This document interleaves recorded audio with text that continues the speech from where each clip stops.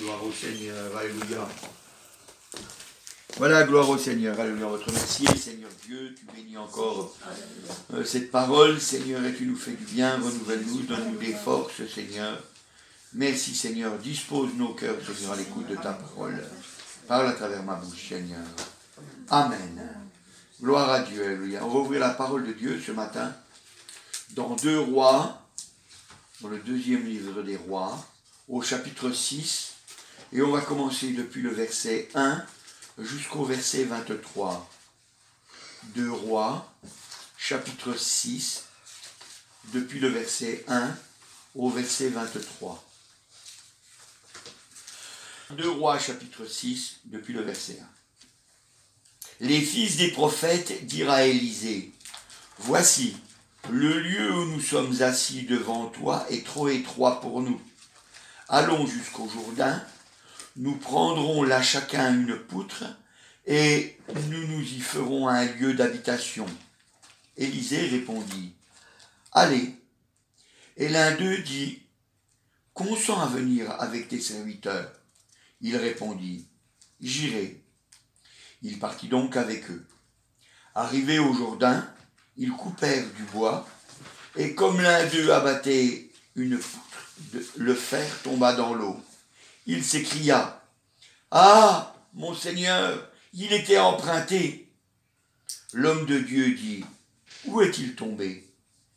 Et il lui montra la place. Alors, Élisa coupa un morceau de bois, le jeta à la même place, et fit surnager le fer. Puis il dit, « Enlève-le », et il avança la main. Elle le prit. Le roi de Syrie était en guerre avec Israël. Et dans un conseil qu'il tint avec ses serviteurs, il dit, « Mon camp sera dans tel lieu. » Mais l'homme de Dieu fit dire au roi d'Israël, « Garde-toi de passer dans ce lieu, car les Syriens y descendent. » Et le roi d'Israël envoya des gens pour s'y tenir en observation vers le lieu que lui avait mentionné et signalé l'homme de Dieu. Cela arriva non pas une fois ou 2 fois. Le roi de Syrie en eut le cœur agité. Il appela ses serviteurs et leur dit, « Ne voulez pas me déclarer lequel de nous est pour le roi d'Israël ?» L'un de ses serviteurs répondit, « Personne, ô roi mon Seigneur. » Mais Élisée, le prophète qui est en Israël, rapporte au roi d'Israël les paroles que tu prononces dans ta chambre à coucher. Et le roi dit, « Allez et voyez où il est, et je le ferai prendre. » On va lui dire, « Voici, il est à Dothan. » Il y envoya des chevaux, des chars et une forte troupe qui arrivèrent de nuit et qui enveloppèrent la ville. Le serviteur de l'homme de Dieu se leva de bon matin et sortit, et voici une troupe entourait la ville avec des chevaux et des chars. Et le serviteur dit à l'homme de Dieu, « Ah, mon Seigneur, comment ferons-nous » Il répondit, « Ne crains point, car ceux qui sont avec nous sont en plus grand nombre que ceux qui sont avec eux. » Élisée pria et dit, « Éternel, ouvre ses yeux pour qu'il voie. » Et l'Éternel ouvrit les yeux du serviteur, qui vit la montagne pleine de chevaux et de chars de feu autour d'Élisée. Les Syriens descendirent vers Élisée. Il adressa alors cette prière à l'Éternel, « Daigne frapper d'aveuglement cette nation. » Et l'Éternel les frappa d'aveuglement, selon la parole d'Élisée. Élisée leur dit, « Ce n'est pas ici le chemin, et ce n'est pas ici la ville. Suivez-moi, et je vous conduirai vers l'homme que vous cherchez. » Et il les conduisit à Samarie. Lorsqu'ils furent entrés dans Samarie, Élisée dit, « Éternel, ouvre les yeux de ces gens pour qu'ils voient. » Et l'Éternel ouvrit leurs yeux, et ils virent qu'ils étaient au milieu de Samarie. Le roi d'Israël, en les voyant, dit à Élisée, « Frapperai-je, mon père ?» « Tu ne frapperas point, répondit Élisée. Est-ce que tu frappes ceux que tu fais prisonniers avec ton épée et ton arc ? donne-leur du pain et de l'eau, afin qu'ils mangent et boivent, et qu'ils s'en aillent ensuite vers leur maître. Le roi d'Israël leur fit servir un grand repas, et ils mangèrent et burent, puis il les renvoya, et ils s'en allèrent vers leur maître. Les troupes des Syriens ne revinrent plus sur le territoire d'Israël. Amen. Voilà, gloire au Seigneur. Mais ils sont revenus plus tard. Mais là, ils sont pas revenus. Voilà, gloire au Seigneur. Alors voilà, donc j'ai lu ce passage-là. J'ai voulu qu'on le lise depuis le verset 1, parce qu'au verset 1, eh bien, on voit que Dieu, eh bien, il a fait un miracle. Il a fait un miracle déjà pour les serviteurs de Dieu. Il a fait un miracle pour ceux qui marchent avec lui. Il a fait un miracle avec ceux qui ont donné leur cœur. Et vous voyez, ce miracle, c'est du verset 1 au verset 7.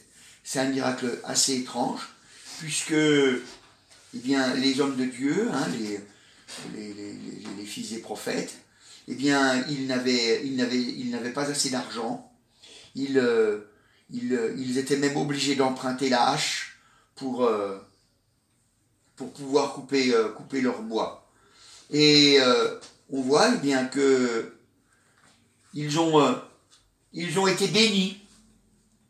Ils ont été bénis. Et voyez, cette petite histoire-là, elle est pas très longue, mais quand même, on s'aperçoit quand même, donc du verset 1 au verset 7, on s'aperçoit que, eh bien, ces hommes, ils voulaient agrandir donc leur habitation. Eh bien, ces hommes, ils ont pris soin d'amener l'homme de Dieu avec eux. Ils ont pris soin d'amener l'homme de Dieu. C'est-à-dire, ils ont pris soin d'amener Dieu avec eux. Et je crois que quand on veut construire quelque chose, on doit prendre soin d'avoir Dieu avec nous. Si on construit, et puis que Dieu n'est pas avec nous, alors quoi que nous fassions, ça ne servira à rien. Ça ne servira à rien. Vous savez, des fois, on voit dans ce monde des gens qui font des choses qui sont bien, même des gens qui sont athées, des gens qui ne croient pas en Dieu. Vous voyez, par exemple, il y a des gens qui sont athées, et puis ils vont travailler pour l'humanitaire. Donc ils vont aller par exemple en Afrique, ou en Asie, ou je ne sais où encore, voir des gens qui sont dans le malheur, parce qu'il y a eu une tempête, parce qu'ils meurent de faim, parce qu'il y a des maladies, ou pour différentes raisons. Et puis ils vont les voir, et puis ils essaient de leur faire du bien. Et c'est bien. C'est bien. C'est bien parce que ça fait du bien à ces gens-là. Mais malheureusement, ils ont pris le problème dans le mauvais sens. Ils ont pris le problème dans le mauvais sens. Parce qu'ils travaillent pour le corps. Et nous savons que le corps restera sur la terre. Parce que nous mourrons tous. Nous mourrons tous. Mais par contre, si on prend le problème vraiment à son début, c'est-à-dire qu'on travaille pour l'âme, eh bien alors là, à ce moment-là, le travail pour le corps sera utile. Le travail pour le corps sera utile, alléluia. Et vous voyez, eh bien, c'est ce qui est arrivé. C'est ce qui est arrivé quand ils se sont dit, eh bien, nous avons besoin que Élisée, le serviteur de Dieu, Élisée, eh bien, soit là avec nous. C'est pour ça qu'il lui dit, consens à venir avec nous, au verset 3. Il dit, consens à venir avec tes serviteurs, consens à venir avec nous, quoi. Consens à venir avec tes serviteurs, et le serviteur répondra, j'irai. Alléluia, gloire au Seigneur. Et vous savez, ça nous parle parce que ça nous dit que si jamais Élisée n'avait pas été là, eh bien la hache était perdue. La hache était perdue. Ça veut dire qu'ils n'auraient pas pu rendre la hache puisqu'elle était empruntée. Et ça nous montre une deuxième chose. Ça nous montre, eh bien, que quand ils ont vu que la hache est tombée dans l'eau, il s'écria, donc au verset 5, il s'écria, « Ah Seigneur, elle était empruntée !» Donc ils sont confus, ils sont désolés, ils voient qu'ils ne savent pas quoi faire. Ils ne savent pas quoi faire. Et le serviteur de Dieu, alors à ce moment-là, il fait un miracle. Et je dirais que ce miracle leur ouvre les yeux. Ce miracle leur ouvre les yeux. Parce qu'ils savaient que Dieu faisait des miracles. Puisqu'il est dit que les fils des prophètes, eh bien, ils étaient au courant que quand Élie il est monté dans le ciel. Donc, ils savaient que Dieu faisait des miracles. Mais, ils ne pensaient pas que Dieu ferait un miracle pour eux personnellement. Et on s'aperçoit que beaucoup dans nos églises, eh bien, les gens croient au miracle. Les gens croient au miracle. Mais ils ne pensent pas que Dieu peut faire un miracle pour eux, personnellement. Et ce matin, je voudrais que vous sachiez que Dieu fait des miracles pour chacun de nous, personnellement. Personnellement. Alors c'est pour ça que nous aussi, nous devons nous adresser à Dieu pour lui demander de faire des miracles pour nous. Comme les fils des prophètes, ils ont fait de même, ils ont demandé un miracle, et le miracle a eu lieu. Parce que quand ils l'ont demandé, ils ont dit que la hache était empruntée, eh bien, ils espéraient quelque chose d'Élisée. Et Élisée, eh bien, l'a fait, alléluia. Il l'a fait, il a lancé un morceau de bois, et puis le morceau de fer, il a flotté. Et ça, vous savez, c'est impensable qu'un morceau de fer, ça flotte. Vous jetez un bout de bois et puis que le morceau de fer flotte, ça, on n'a jamais vu. Et pourtant, ça s'est fait, alléluia, gloire au Seigneur. Ça, c'est la première petite partie. C'est la première partie de ce qu'on a lu, du verset 1 au verset 7. On voit le miracle de la hache, les yeux des fils des prophètes qui s'ouvrent pour se rendre compte que Dieu agit pour eux. Alléluia, gloire au Seigneur. Donc, pour nous, ça nous enseigne que Dieu agit pour nous. Alléluia, gloire au Seigneur. C'est important. Ensuite, on s'aperçoit que, après, ça passe à une autre histoire. Mais c'est toujours avec Élisée. C'est du chapitre, donc toujours au même endroit, mais ça commence à partir du verset 13, et ça s'arrête donc au verset 23, mais c'est coupé en plusieurs morceaux. D'abord, on voit au verset 13 à 17, on voit toujours un serviteur de Dieu, accompagné de son disciple, et on voit que le disciple, il est dans la crainte. Le disciple, il est dans la crainte. Il est dans la crainte parce qu'il y a une armée. Il y a une armée qui est là. Et c'est une grande armée. C'est l'ennemi. Et à cette époque-là, on sait bien que les armées, c'est la guerre. Donc ça veut dire de la mort, ça veut dire de la souffrance, de la peine, et j'en passe. Mais cet homme, eh bien, il ne voit pas de solution. Il ne voit pas de solution. Et il croit que c'est fini. Il croit que c'est fini. Mais ce n'est pas fini. Mais ce n'est pas fini. Alléluia.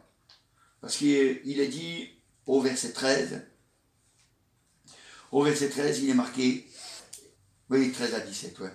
Et le roi dit, allez, voyez où il est. Donc il irait chercher Élisée et le ferait prendre. On vint, et puis au verset 17, plus exactement, voilà, au verset 17, il est marqué au verset 17, Élisée pria et dit, Éternel, ouvre ses yeux pour qu'il voie.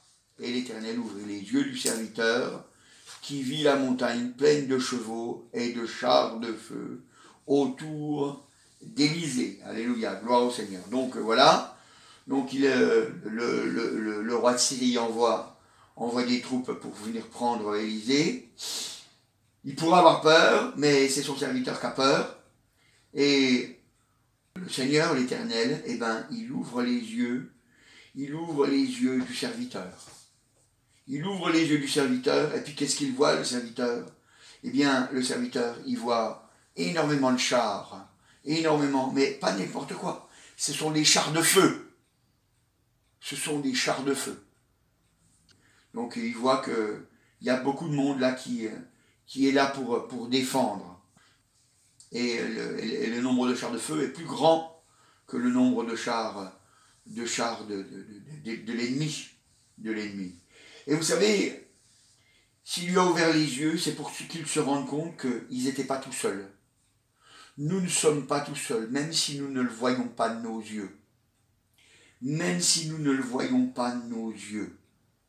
La Bible nous dit dans Hébreux au chapitre 12 et au verset 1, dit « Nous donc aussi, puisque nous sommes environnés d'une si grande nuée de témoins, rejetons tout fardeau et le péché qui nous enveloppe si facilement et courons avec persévérance dans la carrière qui nous est ouverte. » Donc là, on voit que la Bible nous dit que nous sommes entourés d'une grande nuée de témoins. Ça veut dire qu'il y a beaucoup de monde, il y a les anges qui sont là. Vous savez, ici,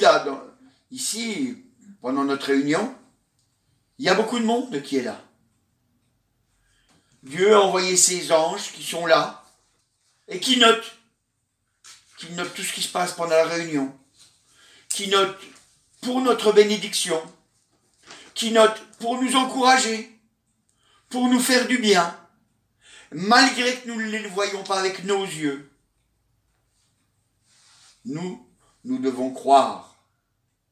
Élisée, il a fallu qu'il prie pour que ses yeux soient ouverts. La Bible dit qu'ils ouvrent les yeux de notre cœur pour que nous comprenions quelle est la volonté du Seigneur. Et Dieu ouvre nos yeux. Mais c'est à nous de faire cet acte de foi, de croire que nous sommes environnés d'une nuée de témoins. Ils sont là, ce sont des témoins qui veulent nous faire du bien, alléluia. Et nous devons le croire. Nous devons croire que quand nous quitterons ce lieu, nous partirons plus forts.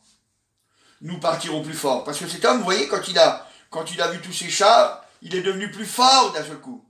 Parce que d'un seul coup, il a vu qu'ils allaient être défendus. Il n'y avait pas de crainte à avoir. Le monde sera contre nous.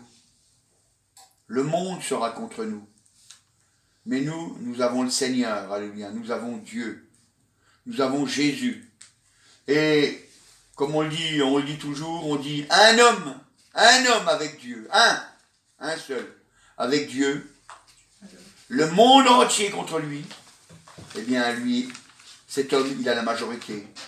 Parce que Dieu plus cet homme, c'est la majorité. Alléluia. Donc ça veut dire qu'il gagnera. Il gagnera, alléluia. C'est pour ça que nous devons nous approcher du Seigneur. Nous devons nous approcher du Seigneur, alléluia. Il faut que nos yeux soient ouverts. Il faut que nos yeux soient ouverts. Comme ce disciple, il fallait que ses yeux soient ouverts pour qu'il comprenne que Dieu n'abandonne pas les siens. Dieu ne nous abandonne pas. Au contraire, il nous soutient, il nous encourage, il nous fortifie. Alléluia, gloire au Seigneur. Vous savez, le jour où on s'est engagé, c'est une lutte à mort. Alléluia, gloire au Seigneur. Et vous savez, des fois, pour ouvrir les yeux, pour ouvrir nos yeux, eh bien Dieu, il est obligé de commencer par nous les fermer. C'est terrible ça, vous savez. Des fois, pour ouvrir nos yeux, Dieu est obligé de nous les fermer. Vous savez, c'est comme dans les Actes des Apôtres. Quand on regarde dans les Actes des Apôtres, on ne perd pas de roi. Dans les Actes des Apôtres, au chapitre 9, Actes des Apôtres, au chapitre 9, voilà, c'est Paul. Enfin, à l'époque, il ne s'appelait pas Paul, il s'appelait Saul. Voilà, Actes des Apôtres, au chapitre 9, et au verset 8. Alors c'est Saul, il est parti pour faire périr les chrétiens, pour les faire prisonniers, pour les faire renier leur foi. Et au verset 8, il est marqué « Seul se releva de terre, et quoique ses yeux soient ouverts, il ne voyait rien. » On le prit par la main, et on le conduisit à Damas. Voilà, quoi qu'il avait les yeux ouverts, eh bien ils étaient fermés quand même. Donc Dieu lui a fermé les yeux. Pourtant ses yeux étaient ouverts. Ses yeux de chair étaient ouverts. Mais ses yeux étaient quand même fermés. Il ne voyait plus rien. Il ne voyait plus rien. Et il a fallu que Dieu lui ferme les yeux à Saül, pour que ses yeux puissent s'ouvrir avec le regard du Seigneur. Alléluia. C'est vrai, hein, on voit dans Actes au chapitre 9 et au verset 18, c'est Dieu qui ouvre les yeux de Saül, hein, quand il l'a envoyé à Damas, hein, donc il est parti à Damas, et puis là il y a Ananias qui a prié pour lui. Il y a Ananias qui a prié pour lui, gloire au Seigneur, alléluia. Et bien voyez, Dieu, il a fermé ses yeux pour lui ouvrir. Et vous savez, s'il l'a fait, c'est parce qu'il voulait que Saül, eh bien, il regarde les choses de Dieu avec les yeux de Dieu. Avec les yeux de Dieu. Alors, si on revient dans notre histoire, eh bien, Dieu, c'est pareil. À ce moment-là, eh bien, il a fait pareil. Il a fait pareil. Il voulait que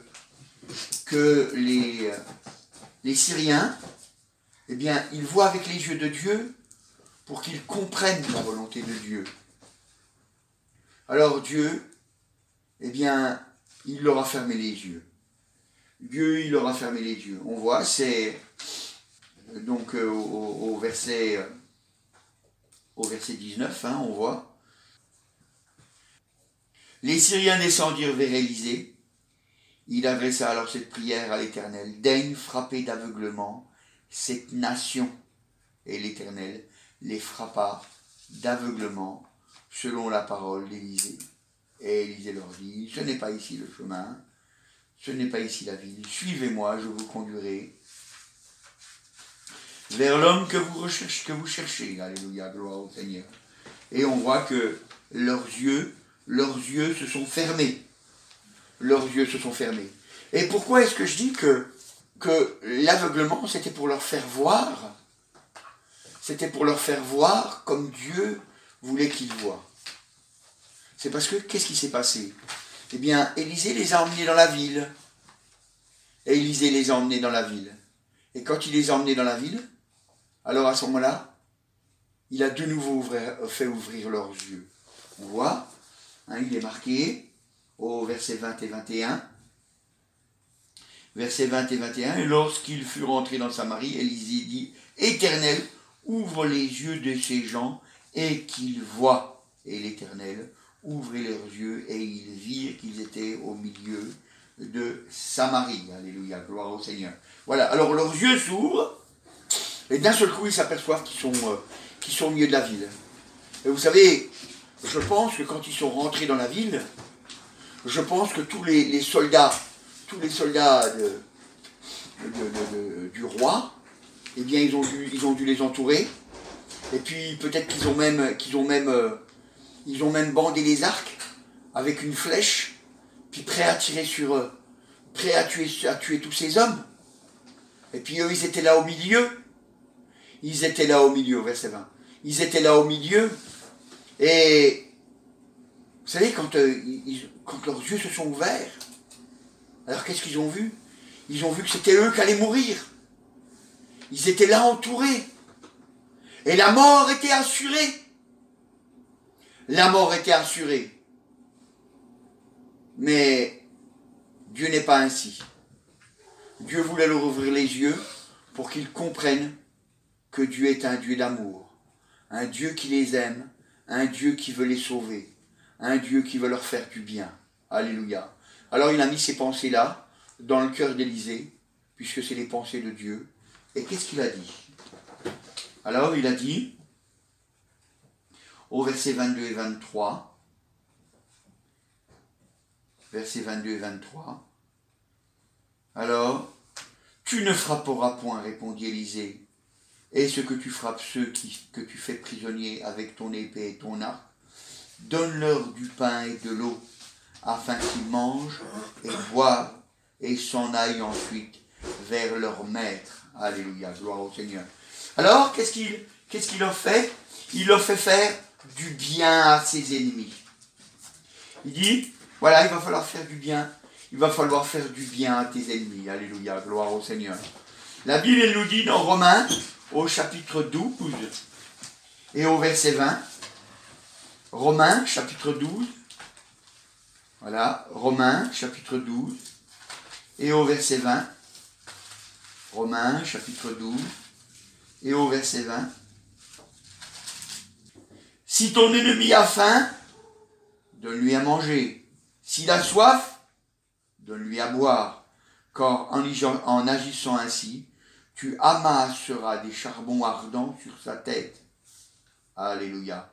Ne te laisse pas vaincre par le mal, mais surmonte le mal par le bien. Alléluia. Gloire au Seigneur. Alors là, il est dit, si ton ennemi a faim, donne-lui à manger. S'il a soif, donne-lui à boire. Car en agissant ainsi, ce sont des charbons ardents que tu amasses sur sa tête. Ça, c'est ce qui est écrit dans le Nouveau Testament. Mais eux, c'était dans l'Ancienne Alliance encore que ça s'est passé.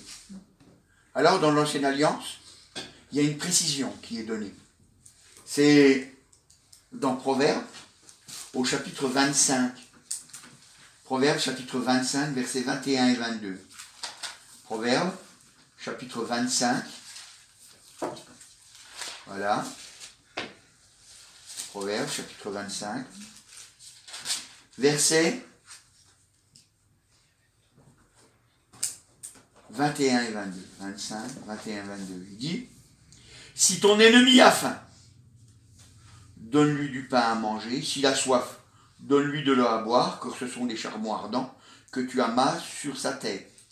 Et l'Éternel te récompensera. Et l'Éternel te récompensera.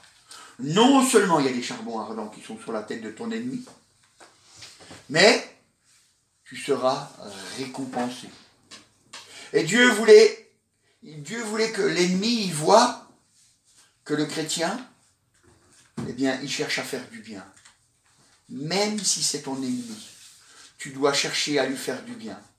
Ton but, c'est de gagner son âme pour qu'il soit sauvé. Tu dois le gagner à salut. Tu dois le gagner à salut. Tu dois agir pour qu'il puisse être sauvé. Tu ne peux pas le faire pour lui, mais pour qu'il puisse être sauvé. Vous savez, quand ces hommes ils ont été renvoyés dans leur pays, auprès de leur maître, auprès de leur roi, dans le roi de Syrie, eh bien ils ont dû dire, pourquoi vous revenez sans savoir ramener Élisée. Et puis, ils ont dû raconter au roi, ils ont dû dire, ben voilà, on a eu un aveuglement, et puis on nous a conduits au milieu de la ville, et puis là nous étions entourés de toutes parts. Les flèches étaient là, dans notre direction. On allait mourir. Et eux, eh bien ils nous ont fait du bien. Ils n'ont pas voulu nous faire mourir, et ils nous ont même donné à manger. Et après, ils nous ont laissé partir libres. Ils n'ont pas fait de nous des esclaves. Ils auraient pu nous enchaîner. Mais ils n'ont pas fait comme ça. Ils n'ont pas fait comme ça. C'est un témoignage rendu. C'est un témoignage rendu. Vous savez, c'est extraordinaire, alléluia. Parce que tout le monde a pu être touché à ce moment-là, gloire au Seigneur. Tout le monde a pu être touché. Tout le monde a pu voir la puissance de Dieu se manifester à travers Élisée, à travers le peuple, la puissance de Dieu qui s'est manifestée, alléluia. Et ça a révélé l'amour de Dieu, parce que nous voulons ressembler à Dieu, nous voulons être pleins d'amour, nous voulons faire comme le Seigneur, nous voulons marcher avec fidélité, alléluia, gloire au Seigneur. Et c'est pour ça que nous voyons dans le Nouveau Testament que Paul, eh bien, c'est vrai que Dieu a dû lui fermer les yeux pour pouvoir lui rouvrir correctement. Pourquoi? Parce que Ananias, eh bien, il lui a fait du bien. Regardez voir dans Actes des Apôtres, au chapitre 9 et au verset 17. Actes des Apôtres, chapitre 9, et au verset 17. Actes des Apôtres, chapitre 9, et au verset 17. Voilà, verset 17 qu'il est marqué. Ananias sortit, et lorsqu'il fut arrivé dans la maison, il lui imposa les mains à Saul, en disant, Saul, mon frère, le Seigneur Jésus t'est apparu sur le chemin par lequel tu venais, m'a envoyé pour que tu recouvres la vue et que tu sois rempli du Saint-Esprit. Alléluia, gloire au Seigneur. Vous savez, juste avant, il y a la discussion entre Ananias et le Seigneur, parce qu'Ananias, il ne voulait pas y aller, il avait peur, mais Dieu l'envoie. Et puis, voilà, il ouvre les yeux, et il a entendu. Il a entendu Saul. Qu'est-ce qu'il a entendu? Il a entendu Saul, mon frère. Il le reconnaît pour son frère. Il dit, voilà, Dieu t'est apparu sur le chemin, alléluia, gloire au Seigneur. Alors, tes yeux vont être ouverts. Tes yeux vont être ouverts. Vous savez, hein, on aurait pu dire, ben, ils vont en profiter pour lui crever les yeux définitivement. Mais les chrétiens ne font pas ça. Ou pour tuer Saul. Mais les chrétiens ne font pas ça. Pour lui faire des menaces. Mais les chrétiens ne font pas ça. Les chrétiens, ils obéissent à Dieu. Les chrétiens, ils cherchent la volonté de Dieu. Les chrétiens font la volonté de Dieu. Alléluia, gloire au Seigneur. Et c'est pour ça que Saul, vous savez, une fois que ses yeux ont été ouverts, alors à ce moment-là, Saul, eh bien, il est rentré dans le plan du Seigneur. Parce que ses yeux ont été ouverts avec un regard nouveau, alléluia, avec le regard de la foi, avec le regard de la bénédiction, avec le regard de la promesse, alléluia. Gloire au Seigneur. Et c'est pour ça que nous devons faire du bien aux autres. Nous devons faire du bien aux autres. Comme Ananias et puis les autres disciples ont fait du bien. On fait du bien à Saul, malgré qu'il était parti pour les persécuter. Il était parti pour leur faire du mal. Si on revient dans Actes des Apôtres au chapitre 9, on voit, hein, verset 17. Verset 17, on va le lire. Verset 17. Ananias sortit, hein, donc on voit. Hein, donc il dit qu'il a envoyé qu'il recouvre les yeux. Et au verset 18. Au même instant, il tomba de ses yeux comme des écailles, et il recouvra la vue. Il se leva, il fut baptisé. Il se leva, et il fut baptisé. C'est-à-dire que, d'un seul coup, il s'est engagé à avoir une bonne conscience. D'un seul coup, il s'est engagé à avoir une bonne conscience. Ses yeux se sont ouverts. Il a vu que c'était le chemin de la vérité. Alors il s'est engagé à une bonne conscience. Il s'est engagé. Il a été baptisé à l'instant.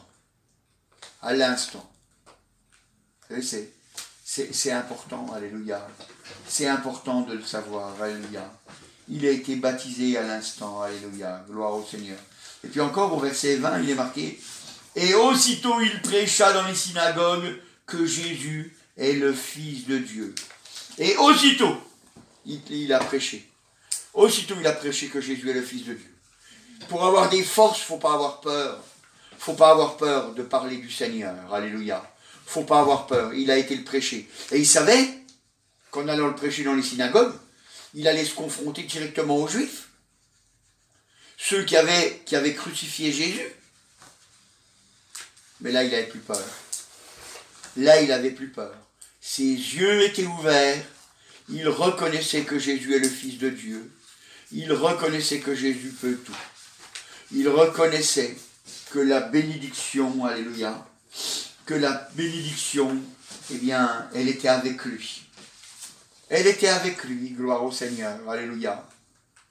Vous savez, je ne vous ai pas lu la suite de l'histoire du roi de Syrie, hein, Ben-Hadad, qui après, plus tard, est revenu dans sa méchanceté. Hein, il est revenu dans sa méchanceté pour assiéger Samarie. Mais, vous voyez, il y avait eu des charbons ardents qui étaient au-dessus de sa tête. Il y avait des charbons ardents au-dessus de sa tête. Et vous voyez, pour Saul, eh bien, les charbons ardents se sont changés en bénédiction parce qu'il a accepté d'obéir à Dieu. Il a accepté d'obéir à Dieu, la bénédiction a été sur lui, et en allant prêcher dans les synagogues, il savait pertinemment que ils allaient chercher à le tuer, parce que lui-même il savait il savait comment ça se passait, lui-même juif, et lui-même il cherchait à tuer les chrétiens, il les persécutait, il les faisait renier leur foi. Eh bien il savait que ça allait arriver pour lui pareil. Il savait que ça allait arriver pareil pour lui. Mais on a vu qu'il s'est engagé de bonne conscience, parce qu'il savait que Dieu le soutiendrait. Et nous aussi, nous savons que si nous nous engageons auprès du Seigneur pour témoigner, pour être fidèles, pour faire sa volonté, alors Dieu est avec nous, alléluia. Dieu est avec nous. Et il nous donne tout ce qu'il faut pour être des vainqueurs, alléluia. Parce que vous savez, je dois vous le dire, dans la vie, il y aura des épreuves. Dans la vie, il y aura des épreuves. Voyez, comme Samarie, elle a été éprouvée. Élisée était là, mais ça a été éprouvé quand même. Le roi de Syrie n'a pas été reconnaissant, il est allé attaquer Samarie. Et c'est une épreuve.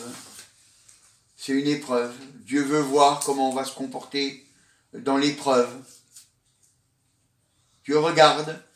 Il y a la nuée de témoins qui est là, il regarde. Comment ça se passe dans l'épreuve. Comment on prend l'épreuve. Et ça va changer beaucoup de choses. La bénédiction peut venir sur nous, ou alors elle peut s'en aller. Vous savez, il y a des gens qui dans l'épreuve abandonnent tout. Parce que le Seigneur il nous a parlé des graines qui, à cause des soucis du monde, vous savez, ils ont été étouffés, la graine a été étouffée. Ou alors, qui poussent sur, où il y a peu de terre, et puis, comme les racines ne sont pas profondes, dès que survient une épreuve, ils se laissent mourir, parce qu'ils ne veulent pas souffrir à cause du nom du Seigneur. Mais le chrétien, lui, il sait, alléluia, que Dieu est là et qu'il soutient. Et la Bible, pour nous encourager, l'a écrit dans 1 Corinthiens, au chapitre 10, 1 Corinthiens, chapitre 10, voilà, après les Romains, 1 Corinthiens, chapitre 10, et au verset 13, voilà, 1 Corinthiens, chapitre 10, et au verset 13, chapitre 10, et au verset 13, « Aucune tentation ne vous est survenue qui ait été humaine, et Dieu qui est fidèle ne permettra pas que vous soyez tentés au-delà de vos forces, mais avec la tentation, il préparera aussi le moyen d'en sortir, afin que vous puissiez la supporter. Alléluia. Afin que vous puissiez la supporter. Gloire au Seigneur. Alléluia. Voyez? Alléluia. Gloire au Seigneur. Que Dieu ne permettra pas. Dieu ne permet pas que ça soit au-dessus de nos forces. C'est humain ce qui nous arrive. Ce ne sont que des choses humaines. Il ne permet pas que c'est au-delà de nos forces. Mais il dit aussi qu'il prépare. C'est-à-dire que quand il voit l'épreuve qui vient dans notre vie, là il y a marqué la tentation, il y a aussi une tentation, c'est aussi une épreuve, la tentation. Quand la tentation elle vient dans notre vie, quand l'épreuve vient dans notre vie, alors il prépare le moyen d'en sortir, afin que nous puissions la supporter. Donc ça veut dire pour que nous puissions être des vainqueurs. Parce que c'est ça que ça veut dire. Pour que nous puissions être des vainqueurs. Voyez, on ne va pas lire, mais dans Samarie, eh bien, vous pourrez lire, et vous verrez que Samarie a été vainqueur aussi. Parce que c'est Dieu qui a trouvé le moyen d'en sortir. C'est Dieu qui a préparé le moyen d'en sortir. Et ils en sont sortis vainqueurs. Et pourquoi est-ce qu'ils en sont sortis vainqueurs? Parce qu'ils n'ont même pas eu besoin de combattre. C'est Dieu, il les a poussés, il les a laissés aller jusqu'à ce qu'ils aient plus de force. Parce qu'il y avait la famine dans le pays. Et puis ils n'avaient plus de force, ils n'avaient plus aucun espoir. Et Dieu a montré qu'il était là. Et le moyen de Dieu, c'était de montrer que quand il n'y a plus d'espoir, eh bien, Dieu est là, alléluia. Dieu est là. Quand il n'y a plus rien quand plus rien ne semble aller, Dieu est là. Alléluia, gloire au Seigneur. Dieu est là. Et vous voyez, pour nous, c'est pareil. Pour nous, c'est pareil. La Bible, elle nous dit, dans 2 Corinthiens, au chapitre 2 et au verset 14, 2 Corinthiens, chapitre 2 et au verset 14, grâce soit rendue à Dieu qui nous fait quelquefois triompher. Toujours triompher en Christ, alléluia, et qui répand par nous en tout lieu l'odeur de sa connaissance. Alléluia, gloire au Seigneur. Il dit qu'il nous fait toujours triompher. Et puis après, il dit aussi qu'il nous utilise, puisqu'il dit qu'il répand par nous. Par nous. Il répand par nous, en tout lieu, l'odeur de sa connaissance. Alléluia. Vous savez, c'est important. C'est important. Et c'est pour ça que ce matin, nous devons prendre cette décision de nous engager sérieusement. Nous engager, reprendre, alléluia, cet engagement que nous avions pris au début de notre vie chrétienne et dire, Seigneur, je me suis engagé et maintenant, Seigneur, je veux renouveler mon engagement pour être vainqueur, alléluia, parce que je sais que je suis toujours vainqueur avec toi. Je triomphe toujours. Même si ça paraît difficile, je triomphe toujours. Je triomphe toujours. Vous savez, Paul, après, dans sa vie, il a montré qu'il triomphait toujours. Alléluia. Pourtant, Paul il dira, j'ai été lapidé, j'ai été frappé de 40 coups de bâton moins un. Il lui arrivait des choses terribles. Il a été laissé pour mort. Voyez? Mais, alléluia, Dieu l'a délivré toujours. Toujours Dieu l'a délivré. Toujours Dieu l'a délivré. C'est important de le savoir. Toujours Dieu l'a délivré. Dieu nous délivre toujours. Pas toujours comme nous on voudrait. Mais il nous délivre toujours. Toujours pour qu'on grandisse toujours plus. Pour que nos yeux soient ouverts sur la vérité. Nous ne passerons pas notre éternité sur la terre. Nous la passerons dans le ciel avec le Seigneur. Alléluia. Nous la passerons avec Dieu. Alléluia. Et c'est pour ça qu'il ne faut pas avoir de crainte. Il ne faut pas avoir de crainte. Alléluia. Et si ce matin vous n'avez pas crainte, ça veut dire que vous vous appuyez sur le Seigneur. Et si vous vous appuyez sur le Seigneur, la bénédiction ne peut que vous atteindre, ne peut que vous toucher. Alléluia. Amen. Je te remercie, Seigneur. Alléluia. C'est ta grande bénédiction, c'est ton amour, Seigneur, qui coule sur nous, Seigneur. C'est toi qui nous conduis, Seigneur. C'est toi qui ouvres nos yeux, Seigneur, pour que nous soyons fidèles, Seigneur.